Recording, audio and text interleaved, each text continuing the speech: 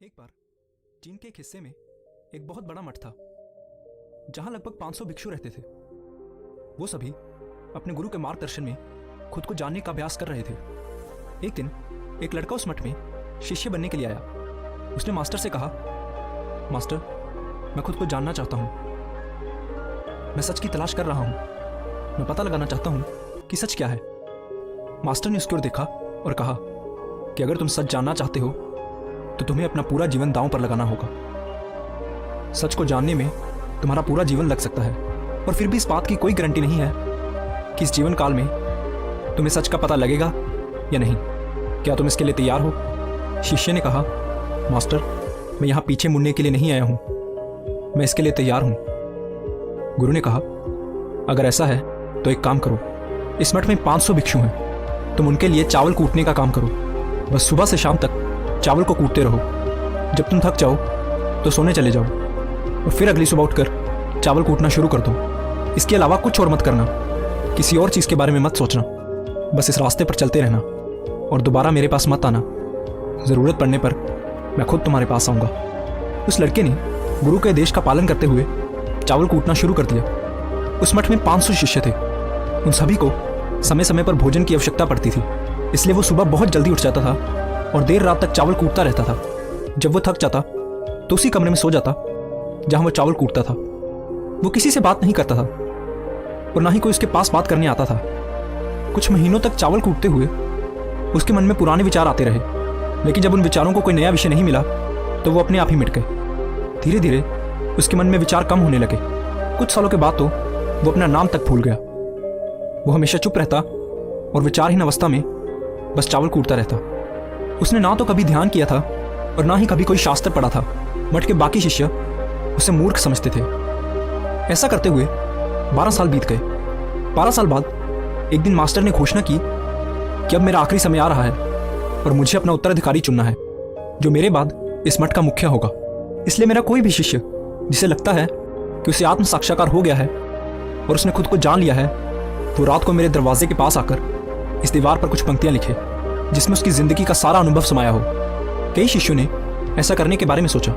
मठ के प्रमुख शिष्यों में से एक ने वहां जाकर कुछ पंक्तियां लिखी। उसे बौद्ध धर्म ग्रंथों का बहुत ज्ञान था।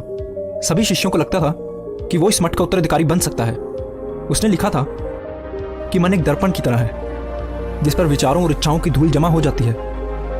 इस धूल को हटाने के लिए ही ध्यान है। जिसकी धूल हट जाती है और मन का दर्पण साफ हो जाता है, वो मोक्ष को प्राप्त कर लेता है। अगली सुबह जब मास्टर उठे और उन्होंने इन पंक्तियों को देखा तो उन्हें बहुत गुस्सा आया और उन्होंने कहा कि किस बेवकूफ़ ने यह सब कचरा मेरी दीवार पर लिखा है। वो शिष्य जिसने ये लिखा था वो चुप रहा। हालांकि उसने जो पंक्तियां लिखी थी वो ज्ञान से भरी थी, लेकिन ये सब किताबी ज्ञान था। वो शिष्य बहुत चालाक था। उसने पंक्तियां लिखी लेकिन नीचे अपने हस्ताक्षर नहीं किए, क्योंकि वो स्वयं इसके बारे में निश्चित नहीं था कि ये सही है या नहीं। क्योंकि उसे आत्म साक्षात्कार नहीं हुआ था, गुरु ने इन पंक्तियों को पूरी तरह से खारिज कर दिया। ये देखकर सभी हैरान रह गए। ये घटना पूरे मठ में चर्चा का विषय बन गई। इस विषय पर बात करते हुए 2 शिष्य उस शिष्य के पास से गुजरे जो 12 साल पहले यहाँ आया था और दिन रात बस चावल कूटता रहता था। दोनों की चर्चा सुनकर वो धीरे से हंस पड़ा। दोनों शिष्यों ने उससे पूछा कि तुम क्यों हंस रहे हो? उन दोनों की नज़र में ये चावल कूटने वाला बहुत ही तुच्छ भिक्षु था। किसी ने भी उसे ना तो कभी ध्यान करते देखा था और ना ही कभी कोई शास्त्र पढ़ते। हर कोई उसे मूर्ख समझता था जो बस चावल कूटना ही जानता था।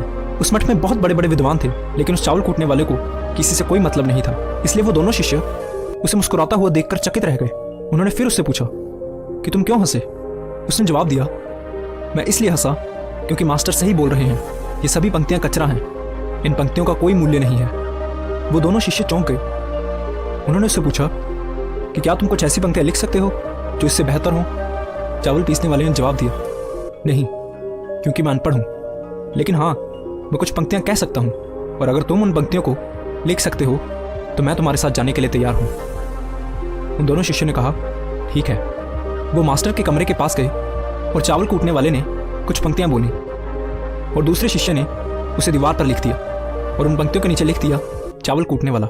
उन्हें लगा कि मास्टर इस पर भी गुस्सा करेंगे। जो पंक्तियां उसने लिखने के लिए कहा था वो बहुत अद्भुत थी और वो पंक्तियां थी, मन तो बस एक भ्रम है, ना तो मन है और ना ही मन का कोई दर्पण है। और जब मन ही नहीं है तो धूल कहाँ ठहरेगी। जो ये जानता है वो सच को जान गया है। जब गुरु ने इन पंक्तियों को देखा तो वो आधी रात को उठे और उस चावल कूटने वाले के पास गए। वो सो रहा था। मास्टर ने उसे जगाया और कहा कि ये लो, मेरी छड़ी और मेरे वस्त्र ले लो, आज से तुम मेरे उत्तराधिकारी हो। लेकिन अभी इस मठ को छोड़कर दूर चले जाओ, क्योंकि इस मठ में बहुत सारे विद्वान हैं जो खुद को तुमसे श्रेष्ठ मानते हैं। वो तुम्हें मार देंगे, क्योंकि वो इस बात को बर्दाश्त नहीं कर सकते कि एक साधारण सा चावल कूटने वाला उनसे ज़्यादा विद्वान निकला। तुम्हें वो सारा ज्ञान हो गया है जो मुझे है, और तुम्हें ये केवल चावल कूटते कूटते हुआ है। और मुझे पता है कि तुम जहाँ भी जाओगे लोग तुम्हारे पास आने लगेंगे, क्योंकि जब कोई फूल खिलता है तो उसकी महक हर तरफ फैलने लगती है। उसने अपने गुरु के पैर छुए और रात को ही वहाँ से चला गया।